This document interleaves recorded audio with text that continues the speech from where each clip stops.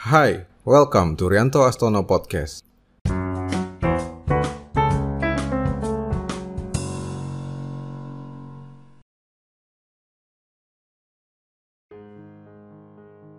Euforia vaksin telah begitu cetar membah Henol, melampaui apa yang akan kita hadapi tahun depan.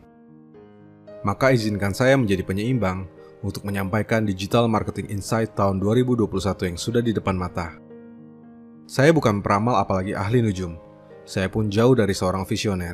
Tapi beberapa prediksi saya tentang 2020 tepat adanya, seperti protokol kesehatan yang akan diterapkan secara luas, PHK besar-besaran, resesi ekonomi, pergeseran pola hidup, dan disrupsi teknologi yang begitu ngebut.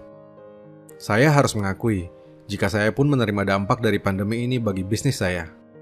Seorang teman bertanya dengan keheranan, "Loh, bukannya kamu berbisnis online?" "Iya," saya bilang, "bisnis saya 100% online, dan pandemi ini berdampak bagi saya." "Kok bisa?" ia bertanya lagi. "Dampaknya positif," jawab saya. "Sebab jika biasanya waktu panen saya ada di bulan November dan Desember, karena itu adalah season belanja dan berlibur di Amerika Serikat, di mana itu adalah sebagian besar market dari bisnis afiliasi saya, maka di tahun 2020 ini, saya bersyukur karena panen tersebut sudah dimulai dari Maret dan terus berlangsung hingga Desember ini. Sebab pandemi telah membuat semua orang berbelanja secara online. Itulah dampaknya." Teman tersebut pun melengos. Maka mari kita mulai podcast ini. Jadi, prediksi saya, tahun depan mungkin belum akan jauh berbeda. Sebab sebagaimana yang kita tahu, vaksin telah tiba sepaket dengan masalahnya. Mulai dari penolakan dan pro kontra yang terjadi di masyarakat, cemarut distribusi yang saya ramal akan bermasalah, hingga efektivitas dari vaksin itu sendiri yang masih patut untuk dipertanyakan karena ketergesaan dan geliat bisnis triliunan rupiah yang ada di baliknya. Pra dan pasca vaksinasi adalah periode panjang yang sangat menantang. Semuanya itu akan terjadi sepanjang 2021. Saya tidak ingin menjadi pesimis, hanya mencoba untuk realistis. Menurut saya, situasi normal kembali baru akan terjadi paling cepat pada September atau Oktober 2021. Atau yang paling masuk akal ya di tahun 2022. Tapi itu bukan normal dulu, melainkan normal baru, di mana segala sesuatu telah berubah. Tak lagi sama seperti apa yang terjadi sebelum pandemi. Demikianlah, semua yang terpukul di tahun 2020 dan hanya diam menunggu akan hancur di tahun 2021. Sementara yang sudah beradaptasi di tahun 2020 akan mulai menuai hasilnya di tahun 2021. Online tetap jadi kata kuncinya. Pemasaran online, supermarket online, mall online, pasar tradisional online, dan delivery service untuk seluruh produk yang memungkinkan adalah apa yang akan jadi normal baru di tahun 2021 dan tahun-tahun berikutnya. Dan tak ada lagi jalan kembali. Itu pada akhirnya membawa kita kepada sebuah konsekuensi. Iklim persaingan bagi pelaku bisnis dan pedagang yang memanfaatkan internet jadi semakin berat, semakin sesak. Akibatnya, iklan pun semakin mahal, promosi semakin sulit. Saatnya untuk memutar otak. Jadi apa mindset bisnis untuk tahun 2021? Jawabannya adalah recurring is a new normal.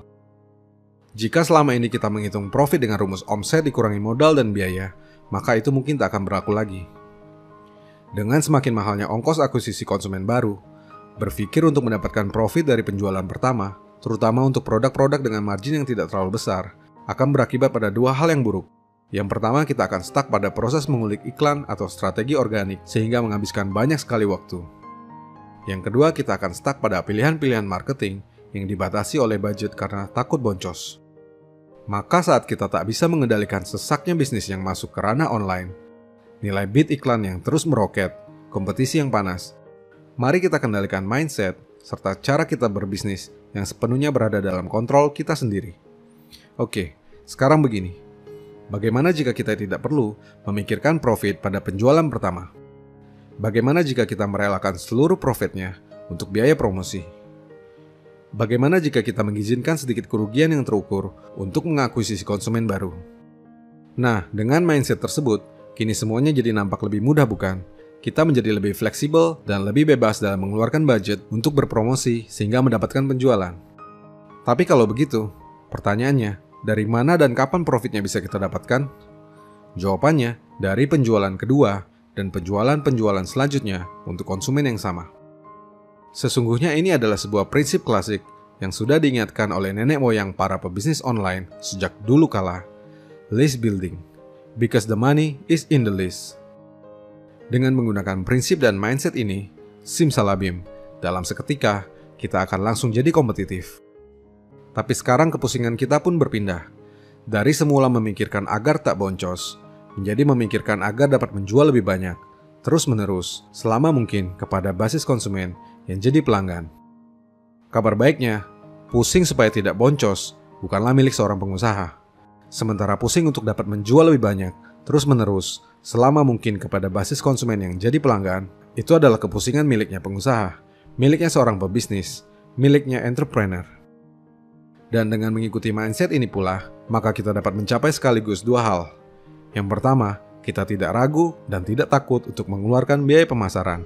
Yang kedua, kita mulai membangun bisnis berkelanjutan yang berbasis pada pelanggan. Bisa jadi, mindset yang berubah dari kondisi saat ini justru akan membesarkan bisnis kita. Ternyata kalimat bijak selalu ada hikmah di setiap kesulitan, memang betul adanya. Maka tugas kita sekarang adalah bagaimana menemukan strategi list building yang paling cocok dengan produk yang kita miliki. Pada dasarnya itu adalah tentang bagaimana kita dapat berkomunikasi dengan mudah dan efisien, membangun layanan pelanggan yang memuaskan, serta menghadirkan produk berkualitas. Selain itu, tantangan lain adalah bagaimana kita bisa menghadirkan produk yang dapat dibeli berkali-kali oleh konsumen yang sama. So, selamat menyambut 2021. Sampaikan salam untuk keluarga di rumah. Tetap sehat. Semoga tahun depan adalah tahun yang lebih baik untuk kita semua.